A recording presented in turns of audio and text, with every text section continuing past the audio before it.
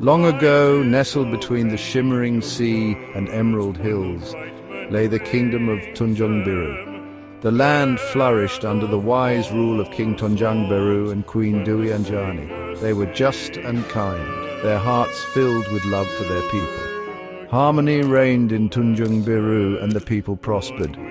The kingdom was blessed with abundant harvests and laughter echoed through the valleys. It was a time of peace and plenty, a time when happiness seemed endless. The king and queen, however, yearned for an heir. They prayed for a child to share their love and inherit their prosperous kingdom. Their prayers were answered with the birth of a beautiful baby girl. They named her Mandalika, a name that whispered of beauty and grace. Princess Mandalika's arrival brought immense joy to Tunjung Biru. Celebrations rang throughout the land, and the people rejoiced at the arrival of their princess. King Tunjung Biru and Queen Dwi Anjani raised Princess Mandalika with love and care. They instilled in her the values of compassion, wisdom, and justice. The princess grew into a beautiful young woman, her heart as radiant as her smile. She was known for her intelligence and her kindness. Princess Mandalika was beloved by all who knew her. She was the pride of Tunjung Biru. Princess Mandalika blossomed into a vision of grace and kindness. Her beauty, both internal and external, was renowned throughout the land. She possessed a sharp mind, inheriting her parents' wisdom and their love for their people. Her days were spent in service to her kingdom, tending to the sick, aiding the poor, and offering solace to the distressed. Her laughter was like music, echoing through the palace halls and warming the hearts of all who heard it. Word of Princess Mandalika's beauty and virtuous heart spread far and wide, reaching distant kingdoms and capturing the hearts of many princes. They journeyed from afar, drawn to Tunjung Biru by the tales of her grace and the promise of her hand in marriage. Each prince arrived bearing lavish gifts, eager to win the princess's affection and claim her as their bride. The princess, however, remained untouched by the allure of wealth and power. She valued love and compassion above all else. As princes flocked to Tunjung Biru, the king and queen found themselves in a predicament. They wished for their daughter to find happiness, but choosing a suitor from the many worthy princes seemed an impossible task. The wrong decision could spark conflict, shattering the peace that Tunjung Biru held dear.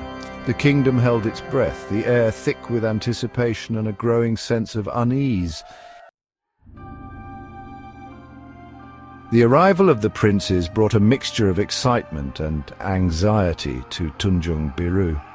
The people were captivated by the processions of these powerful men, each vying for their beloved princess's hand. The palace bustled with activity, hosting grand feasts and elaborate ceremonies in honor of the visiting royalty. Yet beneath the surface of celebration, a current of tension began to stir. The princes, blinded by their desire to possess Mandalika, grew increasingly competitive. Their initial courtesy gave way to thinly veiled animosity. Boasting of their wealth, power, and lineage became commonplace. Challenges, often disguised as friendly competitions, turned into displays of dominance. The once harmonious atmosphere within the palace walls became thick with rivalry. King Tunjung Biru and Queen Dwi Anjani watched with growing concern. They had hoped for a peaceful resolution, a suitor who would win their daughter's heart and unite the kingdoms in harmony. Instead, they witnessed the seeds of discord being sown. The threat of war, once a distant possibility, loomed large over Tunjung Biru, casting a shadow over the kingdom's future. Princess Mandalika, witnessing the growing unrest, was heartbroken. The peace and harmony of her beloved Tunjung Biru, a peace she held dearer than her own happiness, was teetering on the brink of collapse. Unable to bear the thought of bloodshed in her name, she decided to take matters into her own hands. She called upon her parents and the princes, determined to find a solution. In a voice filled with emotion, she addressed the court. She spoke of her love for Tunjung Biru, of her desire for its prosperity, and her commitment to its people. She implored the princes to understand that her hand in marriage was not worth the price of war and suffering. She proposed a solution, a test of courage and sacrifice, one that would determine her future husband without resorting to violence. The princess declared that she would not choose a husband based on wealth or power, but on love for Tunjung Biru and its people. She challenged the princes to a race, their prize not her hand in marriage, but the honor of leading her people. She believed that true leadership lay not in conquest, but in selfless devotion to one's people. Princess Mandalika chose the shores of Seger Kuta beach as the setting for her challenge. This beach, bathed in the golden light of dawn, held a special place in her heart. It was here she often sought solace and connected with the spirit of her people. The day of the race arrived, and the air crackled with anticipation. The princes, adorned in their finest attire, prepared themselves, their gazes fixed on the princess. Mandalika, draped in a shimmering white gown, addressed the crowd one last time. Her voice, strong and clear, rang out across the beach.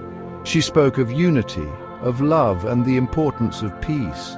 She implored the princes to remember the true meaning of her challenge, to compete with honor and respect for Tunjung Biru. Then, as the first rays of the sun kissed the horizon, she made a decision that would forever alter the fate of her kingdom. Instead of asking the princes to race for her hand, Mandalika announced her intention to become one with the sea, transforming into something new, something that would forever nourish and protect her people.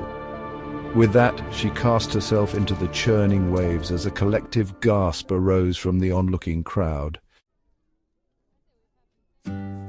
As the waves enveloped Princess Mandalika, a hush fell over Seger Kuta beach. Moments later, the sea, once a pristine blue, shimmered with 1,000 colors. Tiny, colorful sea worms, unlike any seen before, emerged from the depths, covering the surface of the water. The people of Tunjung Biru, witnessing this spectacle, were awestruck. They believed these creatures, which they named Nyale, were the embodiment of their beloved princess's sacrifice.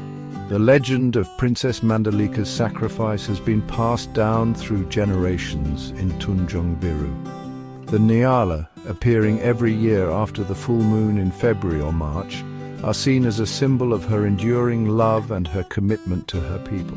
This event, known as Bao Nyale, is a time of celebration and remembrance. People from all over Lombok and beyond gather on Seger Kuta beach during Bao Nyale. They come to witness the miracle of the Nyale, to pay homage to the selfless princess and to celebrate her legacy. The Nyale, a symbol of sacrifice and renewal, are believed to bring good luck and prosperity. They are harvested and consumed as a delicacy, a reminder of the princess's enduring love and her connection to her people. The legend of Princess Mandalika serves as a timeless reminder of the power of selflessness, reminding us that true love lies in sacrifice and the enduring connection between a ruler and their people.